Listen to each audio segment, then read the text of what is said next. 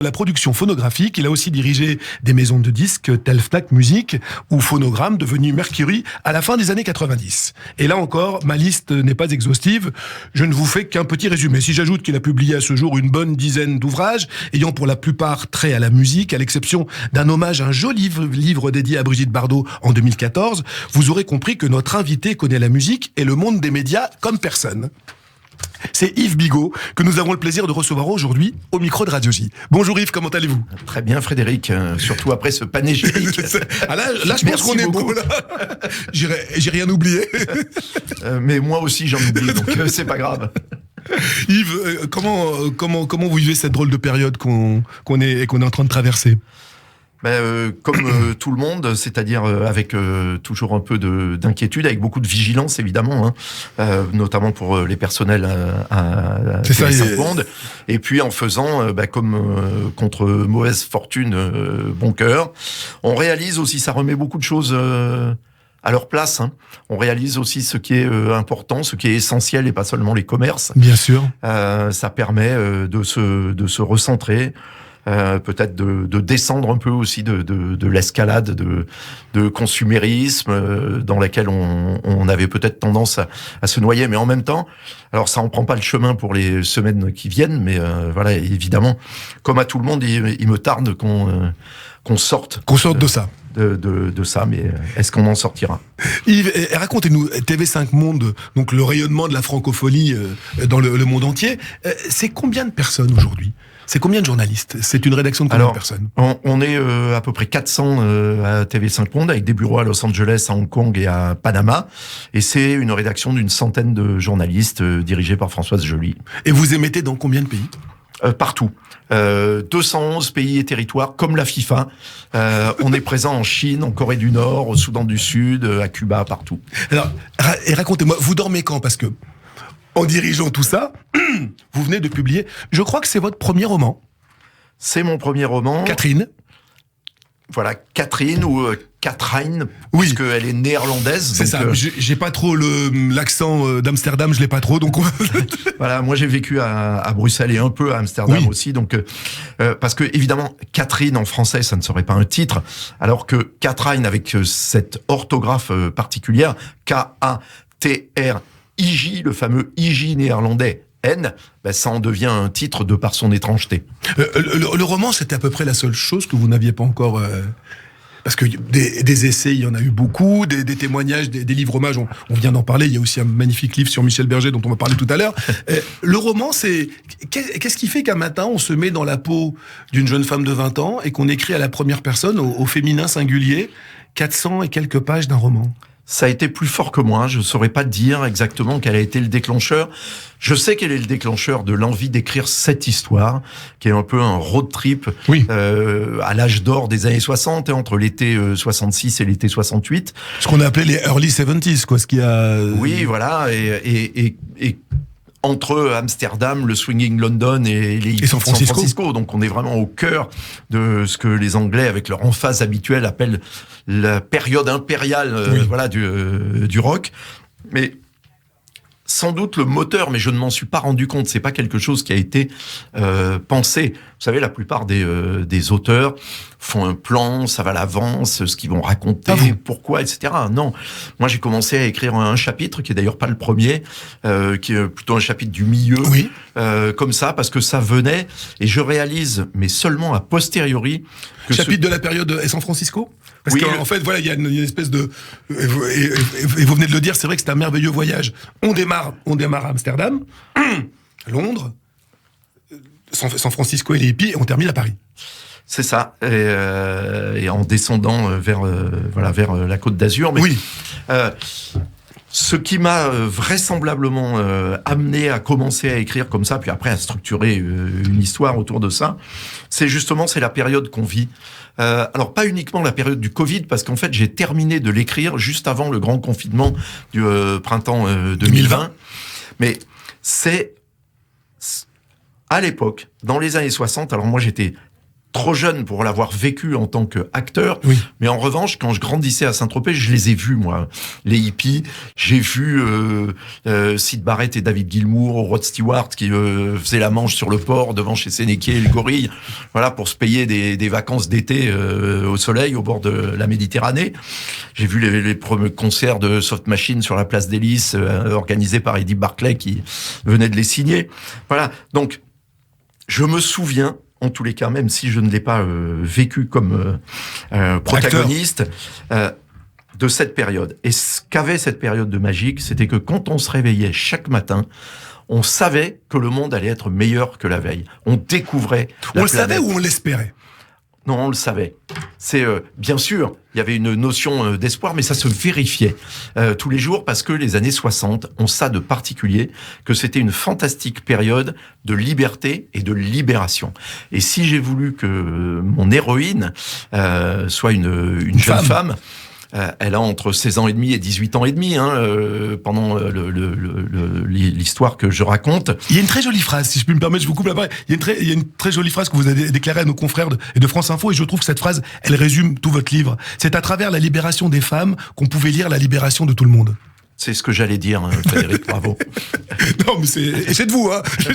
Non, mais c'est vrai que quand on a lu cette phrase et qu'on a lu le bouquin, alors vraiment pour le coup, c'est un résumé. Vous êtes nostalgique de cette période où la culture rock a littéralement bouleversé toute la culture. Vous avez une forme de nostalgie, c'est un mot qui vous est proche ou pas du tout ? Alors, Bob Dylan, qui dit toujours des choses extraordinaires, dit la nostalgie, c'est la mort. Alors c'est pas faux, parce qu'il peut y avoir un aspect morbide, d'une certaine façon, à pouvoir regarder en arrière au lieu de regarder devant et d'être occupé à naître, comme il le dit aussi. Mais oui, j'ai une nostalgie que j'ai d'autant plus que la période qu'on vit aujourd'hui est le négatif, comme en photographie, exact de cette période-là, parce qu'aujourd'hui, chaque matin quand on se lève, on se dit que ça va être pire que la veille. C'est pas faux. Dans la presse, certains confrères ont parlé de romans féministes. C'est un mot que vous prenez à votre compte ? Alors, oui, je l'espérais. Donc, si certains le valident, c'est que... Ce n'est pas que ça. Ce n'est pas que ça. Bien sûr, mais c'est important que ça soit ça. Alors, c'est un féminisme qui est tout à fait différent de celui d'aujourd'hui parce que... Il n'est pas militant ? Exactement, il n'est pas idéologique. C'est-à-dire qu'en fait, Catherine, elle est un peu comme était la Bardot de « Et Dieu créa la femme » ou du mépris. C'est-à-dire c'est un féminisme ontologique. C'est-à-dire qu'elle ne voit pas pourquoi elle s'interdirait des choses qui sont autorisées aux hommes.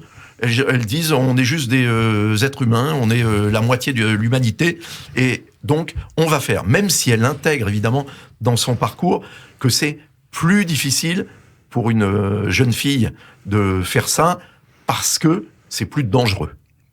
Et puis, c'est aussi, votre roman est aussi une formidable enquête sociologique. Vous vous êtes replongé dans certaines archives, vous êtes allé rechercher dans certains documents que vous aviez gardés. Oui, bien sûr, il y a un travail journalistique. De documentation. Bien sûr, très important, parce que autant... Évidemment, Catherine, mon personnage, et les personnages de l'intrigue autour d'elle sont des personnages de fiction, autant tout le reste est rigoureusement exact. Exact, c'est ça qui est absolument génial. Quand elle rencontre Jim Morrison dans le Polo Field du parc du Golden Gate à San Francisco pendant le fameux Gathering of the Tribes du 14 janvier 1967, eh bien oui, j'ai vérifié que Jim Morrison était bien là, à cet endroit, à cette heure-là, et que le soir même, où elle le retrouve ensuite, il était bien avec les Doors, dont le premier album ne sortirait qu'une semaine après, sur la scène du Fillmore. C'est ça, et c'est un roman, mais ce n'est pas romancé, tout y est, c'est une véritable... C'est une espèce de fresque historique qu'on traverse en 400 et quelques pages.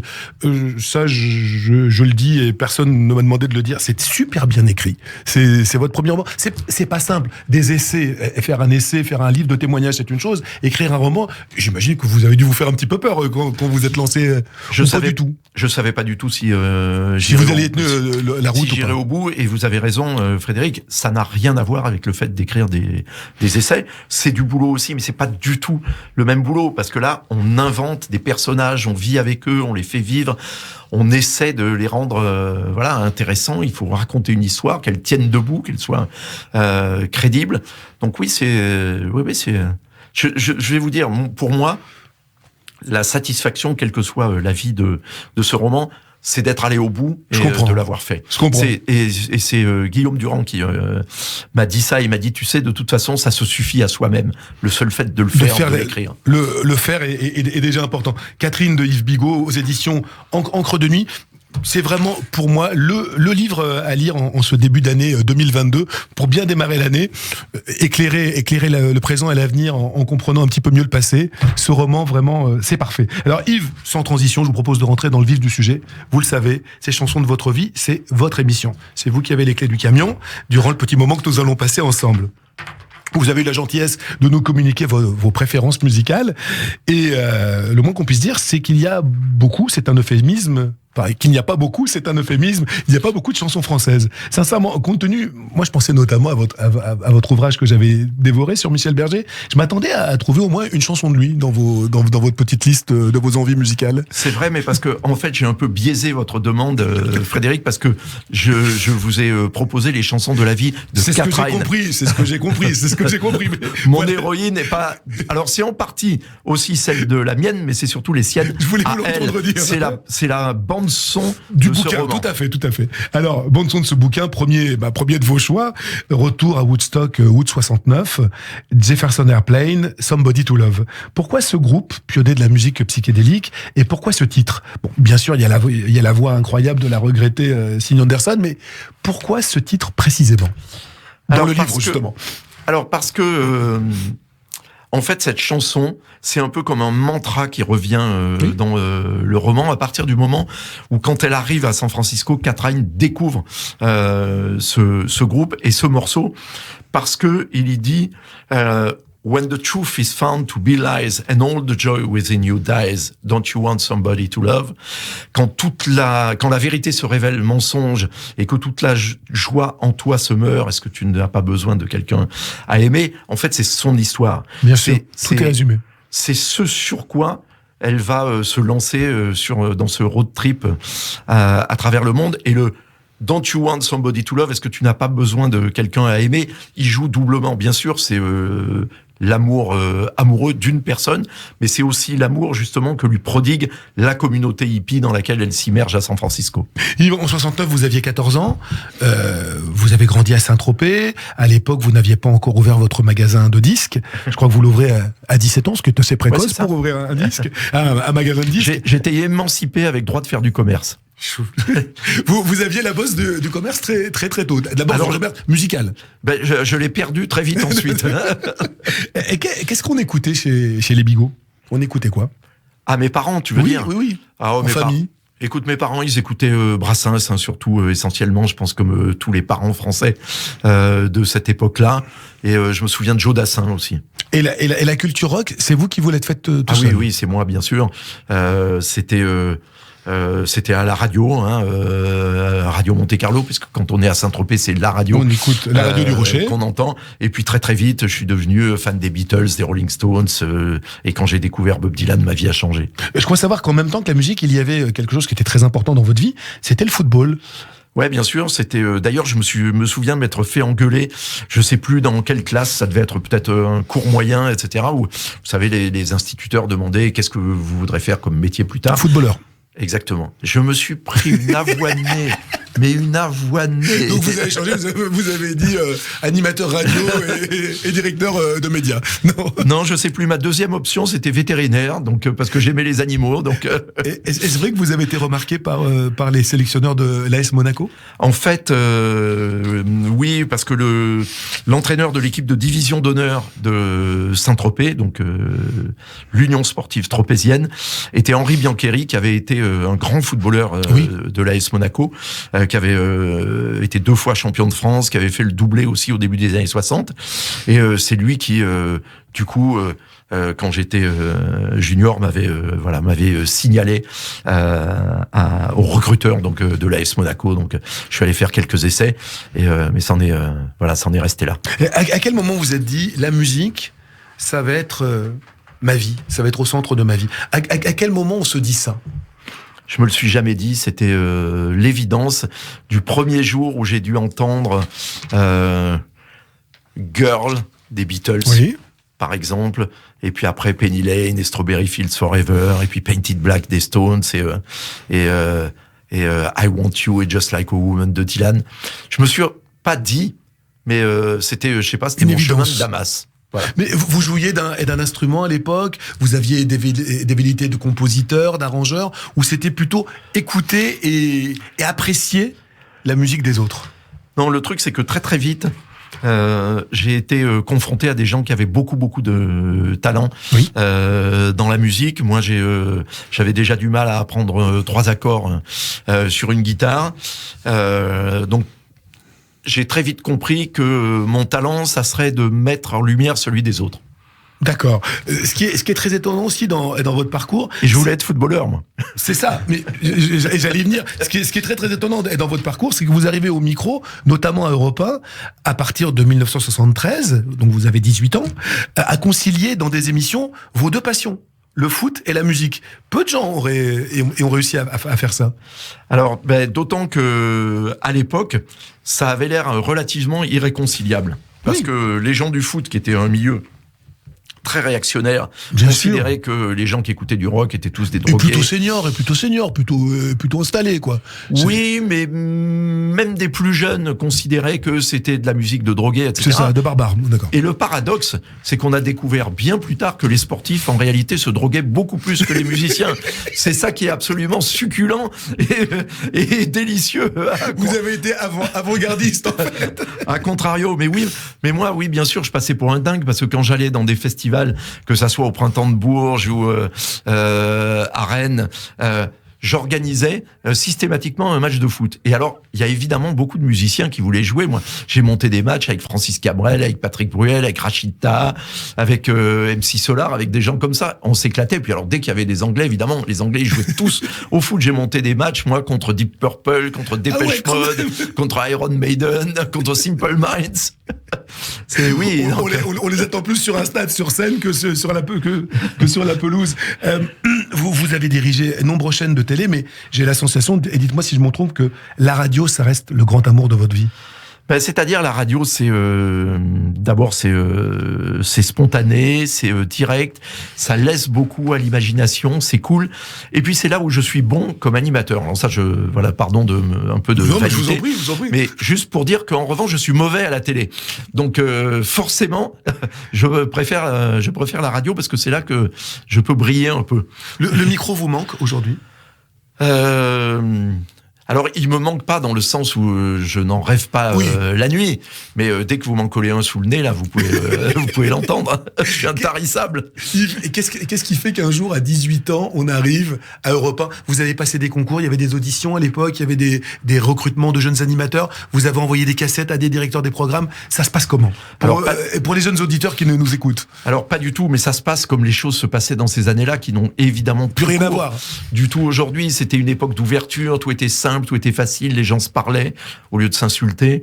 Et donc, la manière dont ça s'est passé, c'est qu'en fait, c'est ouvert à Nice, un magasin de disques d'importation. À l'époque, on ne trouvait pas tout. C'était pas l'époque où, comme aujourd'hui, c'était facile. Et parfois, on mettait 6 mois, des années même avant de trouver des disques dont on rêvait, ou peut-être qu'on avait entendu un jour à la radio, ou dont on lisait dans la presse spécialisée que c'était fantastique. Et donc, je suis devenu un client, évidemment, de ce magasin. De ce magasin. J'ai, au bout d'un certain temps, copiné avec le patron, un garçon qui s'appelait Christian Geldreich, qui se trouvait être le directeur des programmes de Radio Monte Carlo, et qui m'a proposé de devenir son assistant. C'est comme ça que j'ai démarré à la radio. Et le micro, vous y arrivez quand ? Et le micro, j'y arrive des années plus tard, quand je suis à Europe 1. C'est lui qui m'a permis d'être engagé après à Europe 1 comme assistant. D'accord. Et ensuite, j'ai fait tous les métiers à Europe.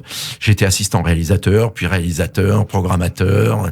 Et ensuite, voilà, j'étais le réalisateur de Michel Abraham, qui était une icône de la radio des années 70. Et Michel, dont j'étais le réalisateur, me faisait venir pour faire des chroniques au micro avec elle. Commencez à vous mettre le pied à l'étrier. Voilà, et un jour, René Klettman m'a donné ma propre émission. Yves, j'en reviens à Jefferson Airplane. Je pense que c'est la première fois que ce groupe va passer sur l'antenne de Radio J. Est-il vrai que Jefferson Airplane désigne en argot une allumette brûlée, usagée, destinée à tenir bien droit l'extrême d'un joint? Non, je pense que c'est après. Une légende. C'est une légende, ça. C'est-à-dire, c'est a posteriori, je pense qu'on a appelé ça. Un Jefferson Airplane. Je pense pas. C'est vraiment un nom comme ils s'en inventaient à cette époque-là où tout le monde cherchait des noms curieux. Alors on peut dire Thomas Jefferson, ça a été un des présidents des États-Unis. Voilà. Et puis l'Airplane, c'était pour placer. Il fumait beaucoup. Ça, je ne sais pas, mais c'est lui qui avait dit déjà au tout début du 19e siècle, méfiez-vous des banques, c'est elles qui détruiront l'Amérique. Et il a sa statue sur les quais à Paris, en face du musée d'Orsay. Tout à fait. Et Airplane, c'était parce que tout le monde voulait planer. Jefferson Airplane, Somebody to Love, le choix d'Yves Bigot dans les chansons de ma vie sur Radio J. Yves, dans les anciens membres, pas moins de 5 membres, Sean Anderson, Paul Kantner, Spencer Dryden, Martin Balin et Skip Spence sont décédés. Elles ont fait des ravages quand même dans la jeunesse, ces années de liberté, des early 70s. Alors en même temps, ils meurent tous à plus de 70 ans quand même. Donc c'est. Sinon Anderson, elle n'a pas 70 ans quand elle meurt. Pas loin, pas loin. Si, pas loin. Donc les survivants du groupe, c'est Grace Slick, la chanteuse qui sert de modèle en fait à Catherine, mon héroïne, qui rêve d'être comme elle, d'avoir sa liberté, d'avoir sa grande gueule, de n'avoir peur de personne. Et puis il reste Jorma Kaukonen, le guitariste, Jack Cassady, le bassiste, qui ont fondé Tuna par la suite. Mais oui, par ailleurs, bien sûr, Frédéric, vous avez raison. Il y a un côté sombre dans les années 60. Dark vous savez, Side. c'est le yin et le yang. Bien sûr. Donc le côté sombre de l'humanité s'exerce aussi. Et d'ailleurs, mon héroïne va en faire les frais. Elle va s'y confronter. Et parce que bien sûr, je voulais pas que ça soit un livre comme ça, naïf ou innocent, qui ne parlait que de ce qui était formidable et merveilleux. Ça ne l'est pas du tout. Mais du côté totalement névrosé aussi de l'humanité. Oui. Et extrême, c'était une période extrême dans la liberté, dans cette liberté qu'on découvrait, et extrême aussi dans cette noirceur que vous décrivez aussi fort bien dans votre roman. Bien sûr, et la liberté, ça fait peur en plus, donc ça crée une réaction noire parce que les gens qui en ont peur veulent empêcher ceux qui sont libres de continuer à l'être. Alors on continue notre promenade au pays de vos préférences musicales et surtout de la bande-son de ce livre, Catherine, et l'on arrive à un des titres qui a donné lieu à de plus... Attends, je reprends. On continue notre promenade au pays de vos préférences musicales et on arrive à un des titres qui a donné lieu à le plus d'interprétations peut-être du groupe Pink Floyd. Ce titre est écrit et composé par Syd Barrett. Cette chanson, c'est See Emily Play. Pourquoi ce groupe et pourquoi... Toujours la même question. Pourquoi ce titre en particulier, titre paru en 1967, je crois?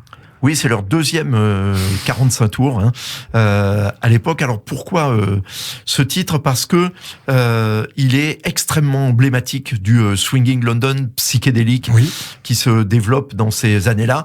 Et il se trouve donc que dans son parcours, lorsqu'elle arrive à Londres, Catherine, donc mon héroïne, est emmenée par sa cousine, chez qui elle habite à Marylebone Lane, dans une soirée incroyable à la Roundhouse, cet endroit où je suis allé voir beaucoup de concerts. Par la suite, à Camden, le quartier des puces de Londres, au-delà de Portobello, et elle va se retrouver dans en fait ce qui est la première grande fête hippie de Londres, et où il y a deux groupes qui sont très peu connus, qui se produisent là, qui n'ont pas encore commencé à enregistrer, c'est Soft Machine et Pink Floyd. Et See Emily Play, c'est le morceau que Pink Floyd a composé pour une de ces fêtes, justement, comme ça, qui s'appelait le 24 heures Technicolor Dream. Et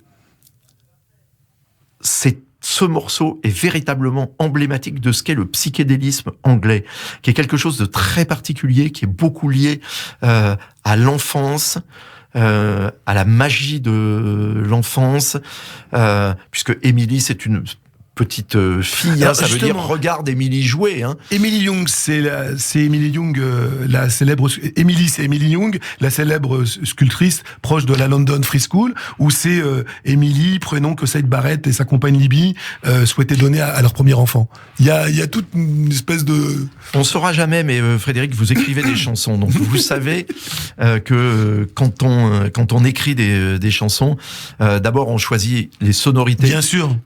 Déjà, donc Émilie, ça sonne bien quand on le dit.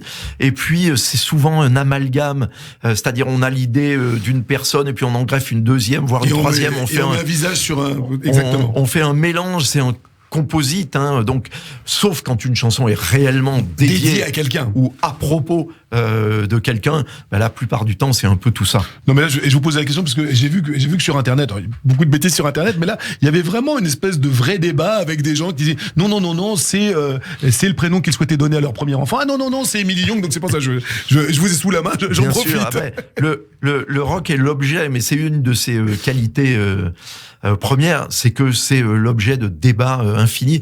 Encore aujourd'hui, vous vous rendez compte, depuis 1967. Vous imaginez 50 ans après, plus de 50 ans après. Toutes les radios ont programmé ce titre. Toutes les radios ont programmé ce titre. C'était un des premiers gros succès de Pink Floyd, ça. Oui, bien sûr. Ça a été. D'ailleurs, ils ont après ça quasiment arrêté de sortir des 45 tours pour se consacrer au format de l'album qui ressemblait plus concept album. Voilà, aux morceaux longs et aux concerts qu'ils donnaient à cette époque. Mais Pink Floyd est un peu récurrent aussi dans ce livre. Elle les découvre à Londres à leur début, mais elle va les retrouver plus tard quand elle rentre à Amsterdam sur la scène du Paradiso dont elle est devenue la barmaid. Voilà, c'est un club légendaire, psychédélique d'Amsterdam qui existe encore aujourd'hui. Il existe encore ? Oui, bien sûr, vous pouvez y aller. Mais écoutez, alors, avant d'y aller, une petite question. Lorsque vous étiez programmateur, sur quels critères vous choisissiez ou non de passer tel ou tel titre ? C'est une responsabilité, ça, quand on peut faire des choix. Alors, j'ai eu deux responsabilités. Mes émissions, donc là, je faisais ce qui s'appelle le format, le free format. C'est-à-dire, c'est ce que fait encore Georges Lang avec les Nocturnes aujourd'hui. C'est à lui. C'est-à-dire, c'est au feeling, et c'est même quasiment au feeling, c'est-à-dire on a des piles, et puis on sait même parfois pas quel est le disque qu'on va passer après. Mais la direction des programmes lui laisse entière liberté. Alors, à moi, à Europe 1, pendant 17 ans, carte blanche. Voilà. Et Georges Lang aussi, je crois, sur voilà, il fait exactement ce qu'il veut. Absolument. Et Georges, bien sûr, je l'ai encore vérifié cette nuit avec lui, puisque j'étais l'invité de ces Nocturnes. Bien sûr. Et c'est un format qui a été justement inventé à San Francisco au moment où Catherine se trouve là par le DJ Tom Donahue. Alors, après, pour répondre complètement à votre question, Frédéric, en revanche, quand j'étais directeur des programmes et donc de la programmation, là, en revanche, on travaille de manière évidemment plus professionnelle et beaucoup moins personnelle. C'est qu'on établit une playlist qui doit refléter l'identité de la station et de ses auditeurs et de ceux qu'on souhaite conquérir également. Et donc là, ce sont des choix éditoriaux qui sont en fonction de là où on travaille. Et être à RTL, ça n'est pas la même playlist que la playlist de France Inter ou que la playlist de Radio J. Vous voyez ce que je veux dire ? Ou que la playlist de la BBC. Ces choix, on les détermine comment ? Il y a des outils marketing, il y a des sondages, il y a des tests, on teste les titres. Alors, aujourd'hui, et quand je dirigeais RTL il y a encore quelques années, oui, bien sûr, on fait ça très professionnellement, c'est-à-dire on teste les titres pour savoir, alors ceux qui sont en playlist, pour savoir quelle est la vitesse à laquelle ils s'usent, c'est-à-dire ils saturent les auditeurs qui ne veulent plus les entendre, et puis... On a des réponses très précises à ça. Ah oui, extrêmement précises, on a des panels, et puis on pose plein de questions, et puis on teste des titres, c'est-à-dire que toutes les semaines, on teste entre 5 et 10 nouveautés. D'accord. Pour voir si les auditeurs, quand ils écoutent les 30 premières secondes du morceau, disent « Ah oui, j'ai envie de la réécouter ». Alors évidemment, quelque chose en quoi on croit, s'il se fait jeter la première semaine, on le propose pendant 2 mois. Histoire de... Si les auditeurs n'en veulent jamais... il y a un moment où le public a raison, quoi. Voilà, le morceau est exclu, mais parfois et même souvent, on s'aperçoit qu'au bout de 3 semaines, peut-être un mois, là, d'un seul coup, ils s'habituent. Peut-être ils l'ont entendu ailleurs, ou ils ont vu l'artiste à la télévision, etc. Et d'un seul coup, ils le veulent. Donc c'est devenu, c'est devenu. Bientôt, c'est l'intelligence artificielle qui fera ça à notre place. De toute façon. Et quel est le titre que vous êtes le plus fier d'avoir fait démarrer? Oh là. Et votre coup de cœur, quelque chose auquel vous teniez vraiment et vous êtes acharné contre vents et marées et ça finit par marcher. Ça, c'est une question très, très difficile. Un artiste ou un titre, c'est pas forcément un titre en particulier. Je sais qu'à l'époque où vous étiez directeur de maison de disques, vous êtes allé tendre la main à des gens qu'on n'entendait plus. Je pense à Nino Ferrer. Je pense au regretté Manu Dibango qui nous manque tant. Oui, bien sûr. Mais à la radio, vous avez réussi à exhumer, à remettre sur le devant des gens qu'on n'entendait plus beaucoup. Alors il y a eu Il était une fois. Le groupe Il était une fois. Ouais, alors que je connaissais bien, je les avais découverts au moment de leur premier 45 tours, Rien qu'un ciel. Rien qu'un ciel. Parce que ils se produisaient pendant tout l'été, c'était donc l'été 1972, oui. Au Superstar à Saint-Tropez, qui était l'ancien Voum Voum. En fait, c'était la première année où il avait changé de nom. Et donc, avec mes copains, on allait les voir tous les soirs. On trouvait ce groupe extraordinaire. À l'époque, c'était un vrai groupe de rock. Ils avaient fait... Leur premier album n'était pas encore sorti. Il sortirait plus tard, mais ils jouaient tous ces morceaux qui sonnaient comme du Crosby, Stills and Nash, ou comme Pink Floyd, ou comme Steve Miller. C'était... Il y avait quelque chose de très anglo-saxon dans leur variété française. Oui, bien sûr. Alors, avec un formidable parolier qui était... Serge Collen. Mon ami Serge Collen, qui nous a quittés il y a quelques temps. Tenez, en même temps que vous nous en parlez, on continue, mais on écoute un petit peu de Il était une fois, Rien qu'un ciel. Oui, donc Serge Collen qui faisait les paroles. Là, Rien qu'un ciel, c'est paroles et musique de Richard DeWitt. Oui, absolument. C'est même la seule chanson qui est entièrement... Qu'il est tout signé, effectivement. Voilà, de Riton, le batteur-chanteur, et qui, d'ailleurs, était un compagnon de Serge. Ils avaient fait toute la galère des groupes français.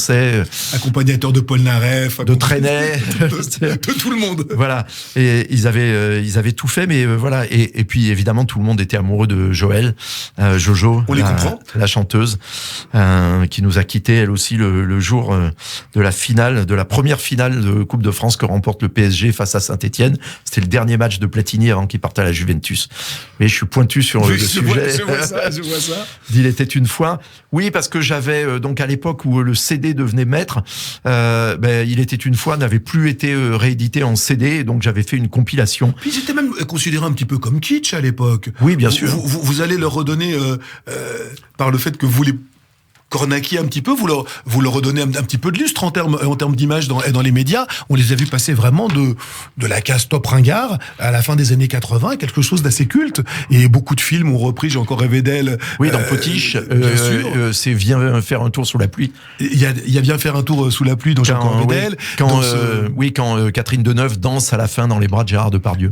J'ai encore rêvé d'elle dans ce merveilleux film où Virginie Ledoyen, en fait, n'est pas la vedette que l'on veut. Le titre m'échappe, elle joue la vedette et en fait c'est une autre actrice qui est en fait la double en coulisses.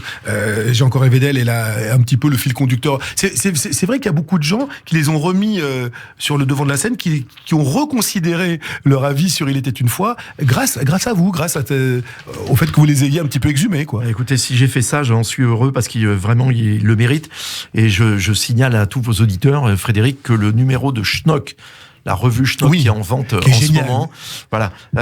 J'ai écrit un très long papier sur Il était une fois dans le numéro actuel avec Claudia Cardinal en couverture. Eh ben écoutez, nous allons aller nous le procurer en cours, sans transition. On revient. C'est une conversation un petit peu à bâton rompu, très loin de Joël et de Serge et du groupe Il était une fois.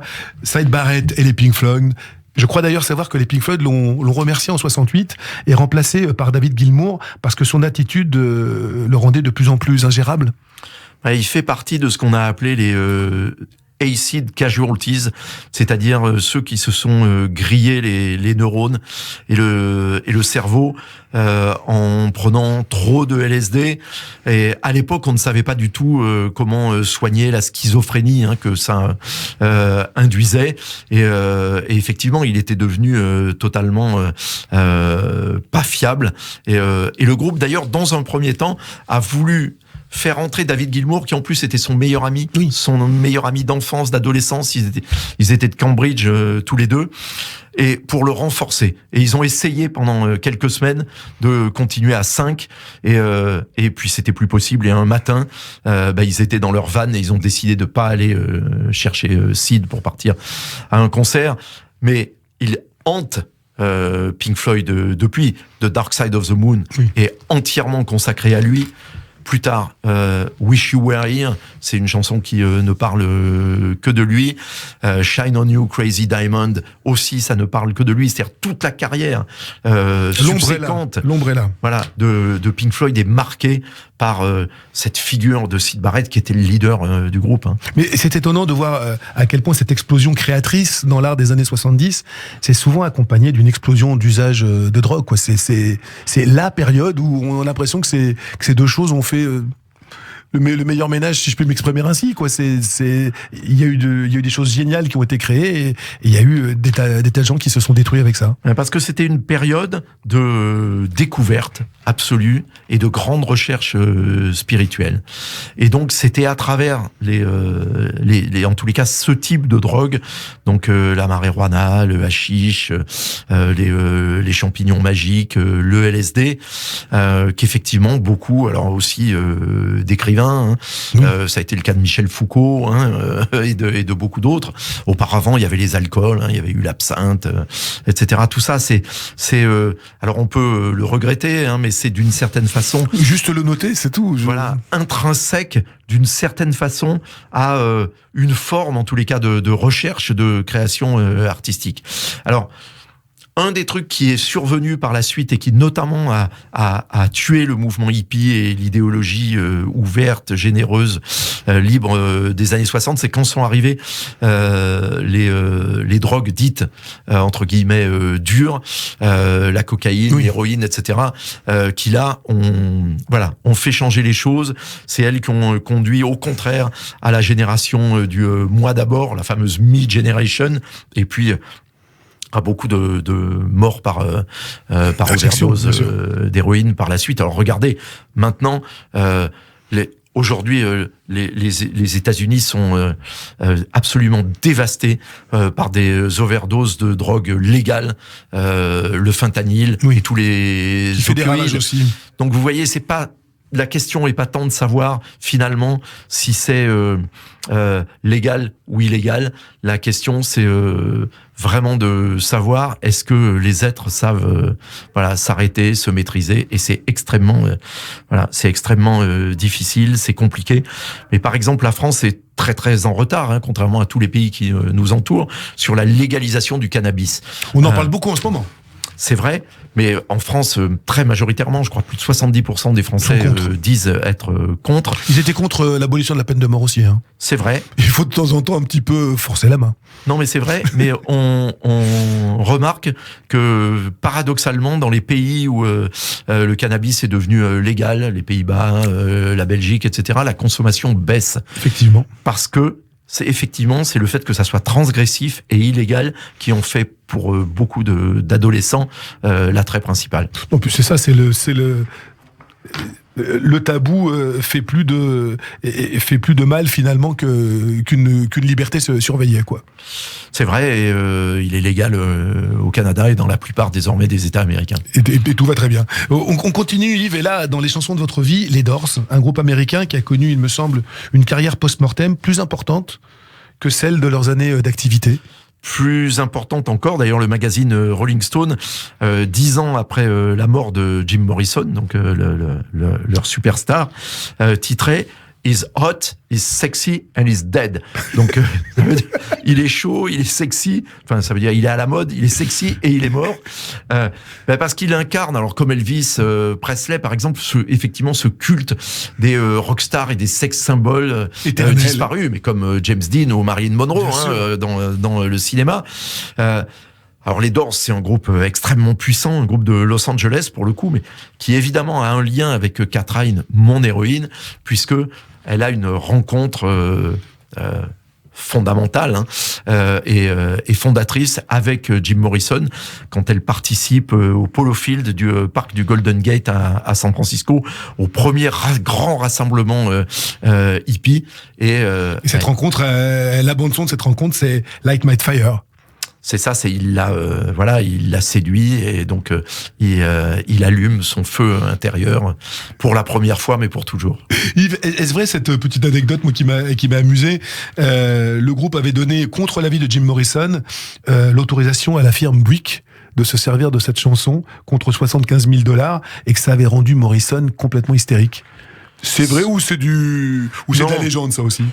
On va dire c'est possible, mais contrairement à ce qui se raconte beaucoup, Jim aimait beaucoup les trois autres Doors.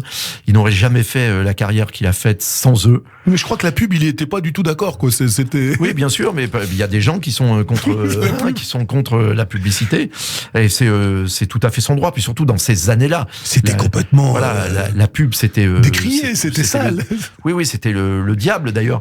En France, quand Pink Floyd avait fait parrainer sa tournée de 1974, la tournée Dark Side of the Moon par Genie.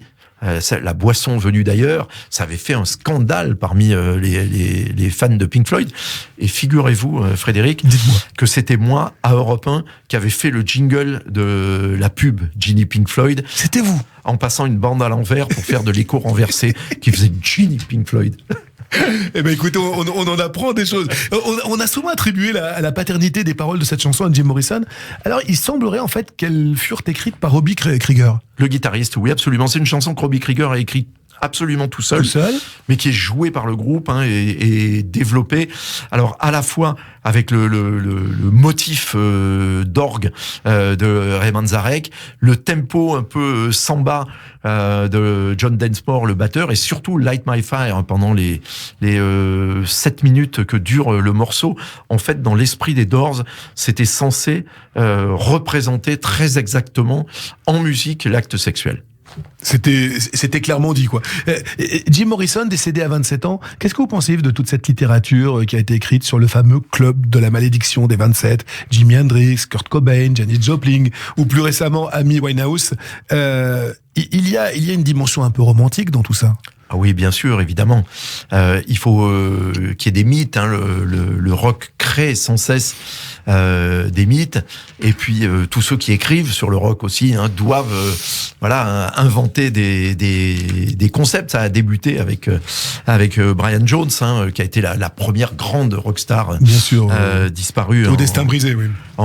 Exactement en 1969, 3 semaines après avoir été viré des Rolling Stones. Oui, c'est triste, parce que c'est triste. Personne ne devrait mourir à 27 ans, quelle que soit la raison, même si les raisons sont absolument diverses. Ce qui est dingue, c'est que l'âge, c'est cet âge en commun, quoi. C'est 27. Ouais, voilà. Alors on aurait pu imaginer que c'était 33 ans, le fameux âge du Christ, qui soit. Et longtemps, j'ai pensé que l'âge limite pour le rock c'était 64 ans à cause de la chanson des Beatles, When I'm 64. Mais aujourd'hui, Bob Dylan a 80 ans. Il a sorti un album fantastique l'année dernière et il est en tournée en ce moment. Et tout va bien. Donc le rock n'oublie jamais, mais il n'a pas d'âge. Jim Morrison, The Doors, Light My Fire, le choix d'Yves Bigot dans Les chansons de ma vie sur Radio J, et le choix aussi, c'est la bande-son du livre Quatrain, roman qu'Yves Bigot vient de publier aux éditions Encre de nuit. Alors, on continue notre balade. On en parlait à l'instant. Monsieur Zimmerman, Robert de son prénom, c'est pas rien, un prix Nobel de littérature. Vous l'avez rencontré? Je l'ai rencontré, je l'ai interviewé, oui. Ça doit être un grand moment de votre vie, ça. Alors l'interview en plus c'était au téléphone, donc ça c'est pas facile. Oui. Il était à Détroit juste avant un concert, une interview d'une vingtaine de minutes. C'est pas facile parce que d'abord il dit toujours qu'il déteste qu'on lui pose des questions, donc ça ne facilite pas. ça met une petite ambiance, quoi. L'exercice. Et en plus au téléphone on ne voit pas du tout la réaction de son interlocuteur. Et puis la liaison transatlantique, vous savez, il y a toujours un petit décalage de quelques secondes. Vous avez dû vers un grand moment. moment là. Voilà, donc on ne sait jamais quand on n'entend rien après avoir posé une question si en fait la question est con, ouais, ou peut-être il est parti ou etc. Ça a duré combien de temps ça? Une vingtaine de minutes à peu près. Et puis après je l'ai rencontré en différentes occasions. Lorsqu'il était venu en 1981, je l'ai vu à son concert de Toulouse. Je veux dire, je l'ai vu, j'étais dans le public, mais je l'ai vu aussi à l'hôtel. Et puis je l'ai revu plus tard en 1987, si ma mémoire est bonne, à Vérone, aux arènes de Vérone en Italie. Magnifique, oui, bien sûr, Roméo et Juliette. C'était magique. Quand il tournait avec Tom Petty et les Heartbreakers et Roger McGuinn, je connaissais un peu Roger, et Roger m'a emmené parler un peu à Bob quelques minutes. C'est un personnage absolument incroyable. Moi, vous savez, quand mes amis me demandent, moi je dis, vous savez, on a la chance d'avoir vécu en même temps que Bob Dylan. Qu'est-ce qu'on ressent quand on se retrouve on lui tend la main, face à quelqu'un qui vous a fait rêver durant toute votre vie? Est-ce que tout se bouscule dans la tête? Est-ce qu'on se sent un peu mal? Est-ce que ça se passe comment? Racontez-moi ça. Alors moi, j'ai réussi à bloquer ces choses complètement parce que sinon, je n'y arriverais pas. D'accord. Donc, assez tôt, je me suis mis dans mon rôle professionnel. C'est-à-dire que quand j'interviewe Miles Davis, qui est pas facile à interviewer, ou Paul McCartney, je fais mon travail. Je suis là pour leur poser des questions. Le côté fan disparaît totalement. Totalement. Alors le côté fan, il apparaît parce que je pose des questions qui intéressent le fan. Bien sûr. Mais tout affecte... Le passionné plutôt que le fan d'ailleurs. Oui, mais j'accepte l'idée de fan. C'était quelque chose d'assez glorieux à l'origine dans les années 60. Sans les fans, tous ces groupes, tous ces artistes n'existeraient pas. Mais moi, je bloque absolument toute émotion. Je les laisse ressortir après. Mais pendant, c'est boulot, boulot, boulot. Il faut assurer quand c'est pour la radio, ou il faut assurer pour la presse, ou si on filme. Il faut ramener le sujet. Il faut faire les plans, etc. Mais alors voilà, ça disparaît totalement parce que sinon le résultat ne serait pas à la hauteur. Effectivement. Quel est le personnage qui vous a donné le plus de fil à retordre? En interview, oui. Alors ça se joue entre Miles Davis, Frank Zappa et Lou Reed. Ouais. Des clients quand même. Ouais. Oui, pas facile. Vous êtes allé au bout quand même? Pas facile. Je suis allé au bout. Oui, je suis allé au bout toujours. Miles, je l'ai interviewé à 3 reprises. Frank Zappa 3 fois aussi, dont y compris une fois quelques semaines avant sa mort d'un cancer de la prostate. C'était à Londres, au Gloucester. Et Lou Reed aussi. Alors lui, j'ai dû l'interviewer 5 ou 6 fois. Parfois, ça se passait génialement bien, parfois, ça se passait mal. Mais enfin, je repartais avec une interview qui faisait la blague. Et quel est celui celle que vous n'avez pas encore interviewé, que vous rêveriez d'avoir à votre micro? Ça n'est plus possible, ça aurait été John Lennon. Ouais, trop tard. Alors, de Dylan, vous avez choisi peut-être l'une de ses chansons les plus désabusées, une forme de désabusion, comme aurait dit Nino Ferrer. C'est It's All Over Now, Baby Blues. Tout est fini maintenant, Baby Blue. Une chanson qui date de 1965 sur l'album Bringing It All Back Home. Vous pensez vraiment que tout est fini, Yves?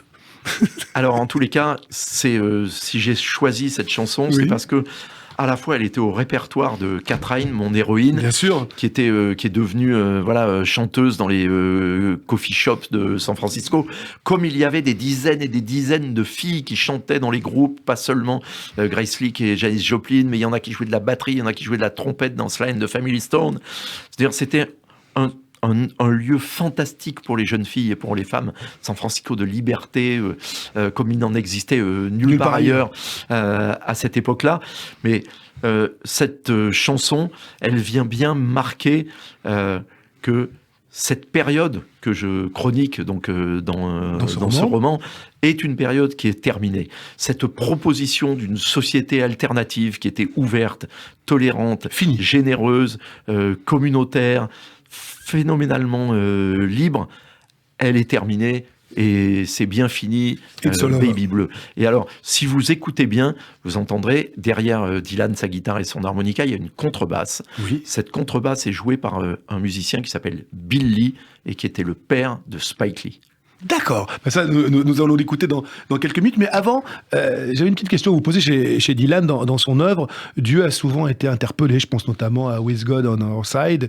Dieu est à nos côtés. Dylan converti sur le tard au catholicisme et rattrapé par la foi. Cela m'amène à vous poser, c'est la question, nous sommes sur Radio J, station cultuelle et culturelle. C'est un petit peu ma question. Et Dieu dans tout ça. Votre rapport avec la spiritualité, Yves? Alors, je suis né dans une famille catholique, française. Je suis totalement non pratiquant. Je me suis beaucoup intéressé à toutes les religions à un moment, je pense que comme toute ma génération. Bien sûr. D'abord inspiré par George Harrison, par Ravi Shankar, je veux dire, tout le rock cherchait la spiritualité, beaucoup. Donc je me suis beaucoup intéressé au judaïsme, mais à l'hindouisme, au brahmaïsme. Une curiosité.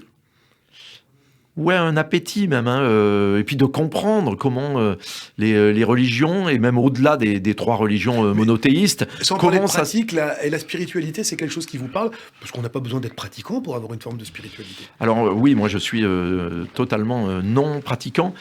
Je suis extrêmement respectueux de la spiritualité des gens qui croient. En revanche, je suis extrêmement effrayé par le mal que font les religions. Et quand elles deviennent extrêmes. Qui sont à l'origine, malheureusement, et à contrario de ce qu'elles prêchent, d'ailleurs, de ce qu'elles devraient être. Voilà, de toutes les guerres, de toutes les fractures, on le vit actuellement, parce que l'islam, c'est une religion magnifique. Au départ, mais qui est dévoyé, mais comme le christianisme a été dévoyé au moment de l'Inquisition, des croisades, etc. Donc ça m'amène, mais c'est la même chose pour le communisme, c'est même d'une certaine façon la même chose pour une forme de syndicalisme. La dérive. C'est comment l'humanité fait-elle pour inventer des concepts aussi généreux, merveilleux, et fédérateurs, et finir dans un bain de sang. Universel, humaniste, pour en fait se retrouver à les pervertir pour qu'ils deviennent l'inverse de ce qu'ils étaient à l'origine. Ça, c'est terrible, parce que ça ne s'explique que par une seule chose, c'est que l'humanité est névrosée. C'est une chouette analyse. En matière artistique, moi j'en viens à l'art et à la spiritualité. Est-ce que vous croyez à la notion de don ? Ah oui. Par exemple, donc je sais ce que je n'ai pas. C'est ça. Mais donc le don, c'est quoi ? Pour vous, c'est le ciel qui l'envoie. Un John Lennon, il a été vecteur de quelque chose qui le dépassait. Alors, est-ce que c'est le ciel ? Est-ce que c'est les gènes ? Est-ce que c'est une mémoire ? Est-ce que c'est la métempsychose aussi. Qu'est-ce qui fait qu'à 14 ans ou à 15 ans, un type va révolutionner, un gamin de 15 ans à Liverpool, et va révolutionner l'histoire de la pop musique ? Je n'ai pas de réponse à ça, mais il existe beaucoup de pistes, j'en ai cité, je crois, 3, il y en a sans doute encore d'autres. Mais qu'est-ce qui explique ? Alors, il y en a qui disent c'est dans l'eau du robinet, parce que, par exemple, qu'est-ce qui explique que dans un rayon de 200 mètres, dans un faubourg de la banlieue londonienne, naissent, à quelques mois de différence, Eric Clapton, Jeff Beck et Jimmy Page, les 3 plus fantastiques guitaristes de leur génération. C'est dingue. Rien ne peut expliquer ça. Sauf l'eau du robinet, effectivement. Ou Dieu, ça dépend. Mais est-ce que Dieu n'est pas dans l'eau dans non, mais voilà, mais Dieu, pourquoi Dieu ne serait qu'Arichmond ? Vous voyez ce que je veux dire ? Ou le Dieu de la guitare, en tous les cas, pour le moins, ça n'a aucun sens. Mais vous avez raison, il y a et puis Dieu ou le diable, parce que vous savez qu'il y a évidemment cette légende qui dit que Robert Johnson a passé, donc un jeune guitariste noir du Mississippi, afro-américain, donc était un guitariste banal, et a après avoir donc au carrefour d'un endroit sombre du Mississippi, aurait passé un pacte avec le diable en échange d'un jeu éblouissant de guitare slide.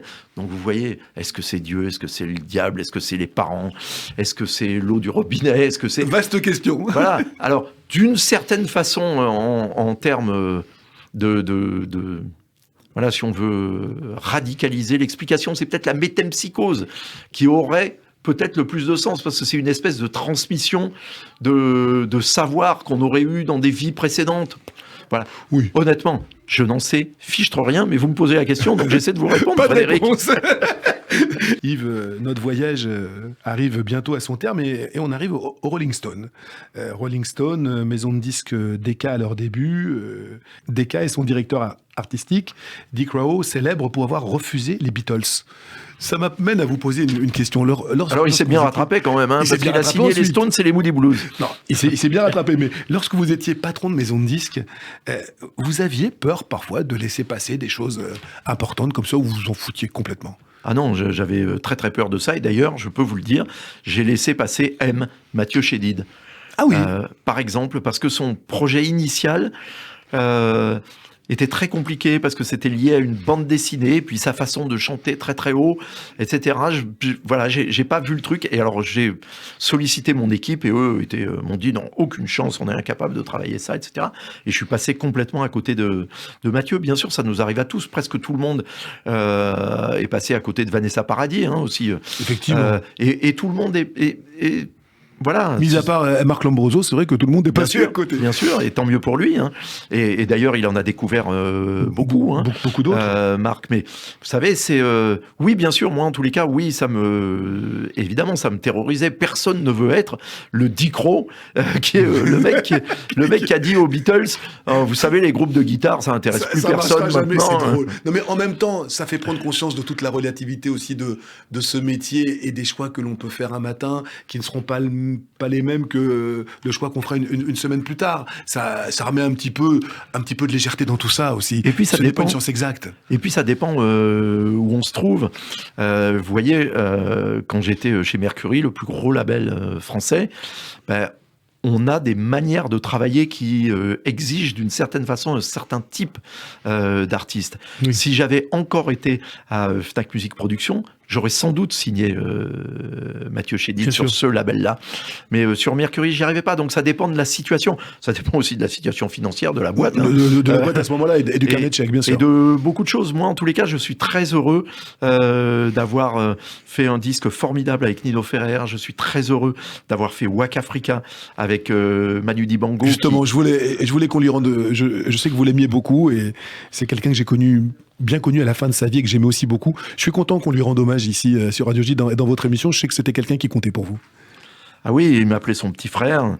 Manu, on a fait cette aventure Waka Africa ensemble qui lui a redonné une carrière mondiale. C'est reparti. Où mon idée, que j'étais allé lui expliquer après son concert aux Francopholies de La Rochelle, le 14 juillet 1992, vous voyez, je m'en souviens très très bien. Très précisément. C'était de dire, tu es le patriarche, tu es l'ancêtre, c'est toi qui as fait le chemin pour les musiciens africains, non seulement en France, non seulement en Europe, mais aussi aux États-Unis, toi et Myriam Makeba. Et donc, c'est toi qui as la légitimité d'enregistrer un album sur lequel tu invites tous tes héritiers. Youssou N'Dour, Salif Keita, Angélique Kidjo. Il l'a fait. Mais aussi les anglophones. Ray Peary, qui jouait avec Paul Simon, Lady Smith, Black Mambasso, Geoffrey Oriema, etc. On a fait ce disque qui a été un succès dans le monde entier. Et qui a relancé la carrière artistique de Manu. De Manu. Et puis après, on a fait, quand je suis retourné chez Mercury aussi, j'ai réédité tout ce qu'il enregistrait à l'époque qui n'était destiné que au marché africain, mais qui était un funk absolument incroyable, d'une qualité dingue. Et Manu, je l'ai vu encore quelques semaines avant sa mort. Il est rentré de tournée en Nouvelle-Calédonie. Et on a passé 4 heures, une matinée entière au Canon de la Nation, qui était son repère. Son QG.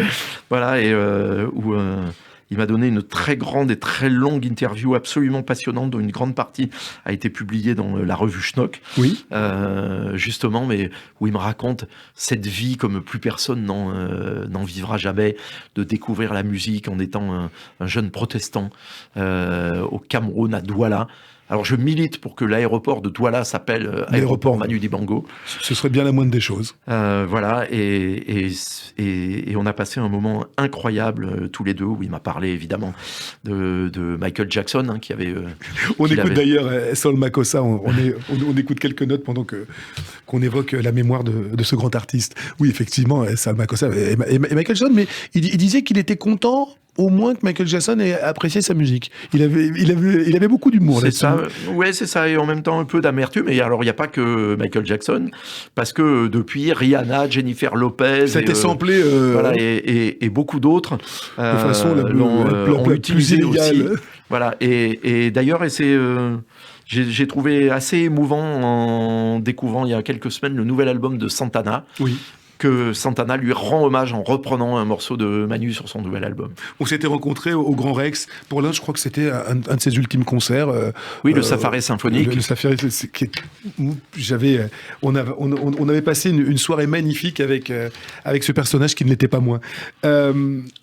Pour vous, aujourd'hui, l'héritage de Manu Dibango, vous êtes donc directeur général de TV5, c'est le rayonnement de la francophonie, notamment en Afrique. L'héritage de Manu Dibango aujourd'hui, c'est quoi ? Alors, il y a son héritage musical, oui. D'abord, qui est de montrer qu'il n'y a pas de limite à la musique. Manu, il a commencé d'abord avec les Pères Belges. Il a commencé à jouer, même à chanter les chants protestants dans les temples de Douala. Ensuite, il a joué du jazz, de l'orgue, de la rumba congolaise. Ça n'est que plus tard qu'il s'est mis en fait à intégrer des éléments de musique vraiment africaine et de Makossa dans sa propre musique. Mais après, il a joué de l'acid jazz à Londres et il a fini par intégrer de la musique symphonique et des grands orchestres. C'était un multi-instrumentiste, il jouait pas que du saxophone, il jouait de l'orgue, il jouait du balafon, il a joué avec Nino Ferrer pendant des années, il a joué avec Nino Ferrer aussi. Bien sûr, il était le chef d'orchestre de Nino Ferrer, mais il a joué aussi avec Gérard Manset, avec Mike Brandt, avec Dick Rivers, et toujours avec les Fania All Stars aussi à New York. Et toujours avec la même élégance et toujours avec cette passion. Enfin, il nous a quittés, il allait avoir 86 ans, je crois. Je crois qu'il a dû faire de la musique jusqu'à son dernier souffle, ou presque. Ah oui, parce que quand je l'avais vu, donc quelques semaines avant qu'il soit hospitalisé, ça a été une des premières victimes du Covid, avec Christophe.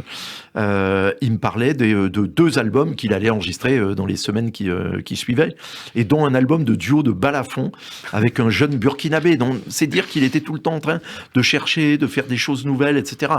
C'était c'était un musicien exceptionnel. Ouais. Et un grand monsieur. Yves, on revient par un tout petit détour. Allez, on revient à notre playlist.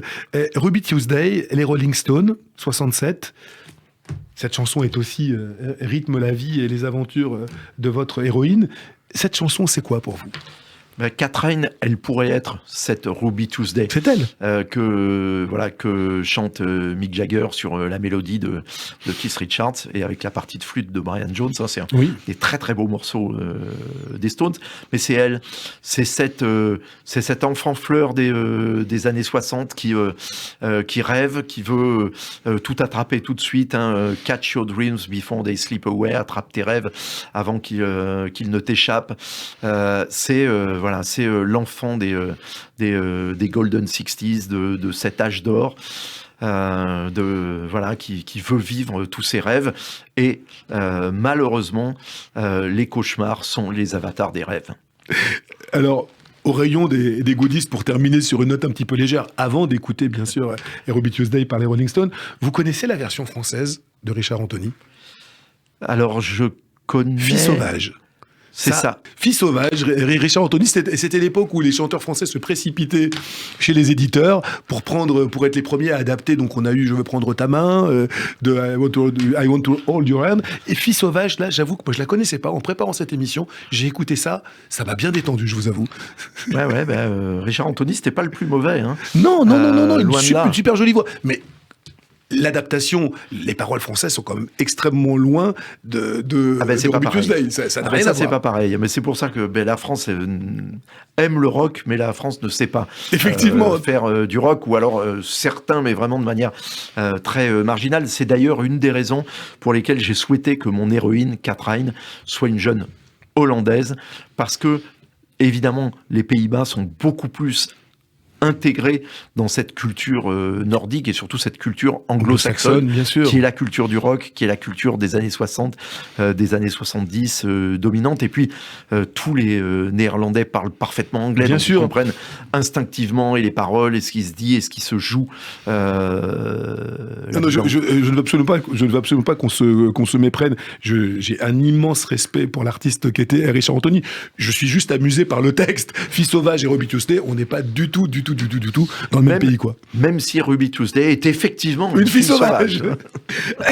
Une fille sauvage que les Stones ont mis 20 ans à rechanter sur scène.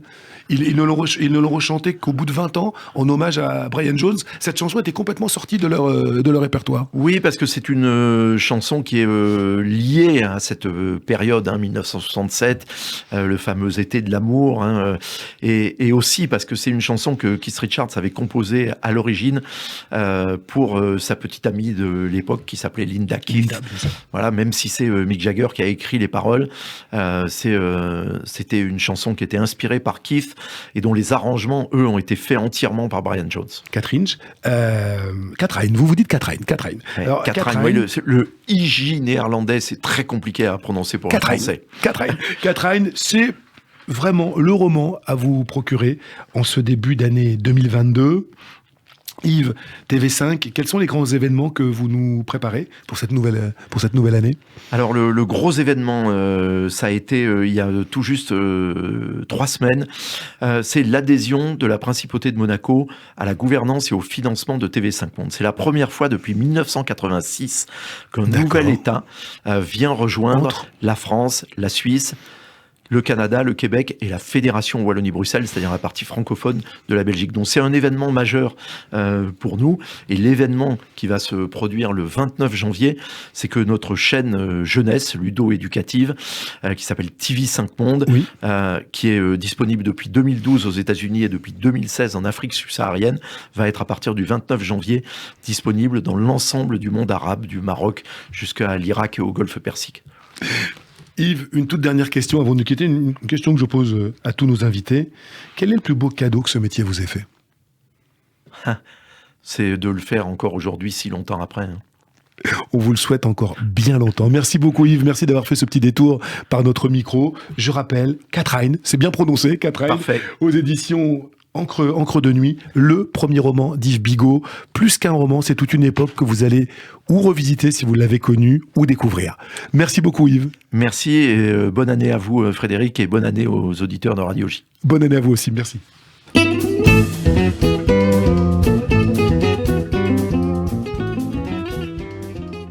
D'habitude, c'est un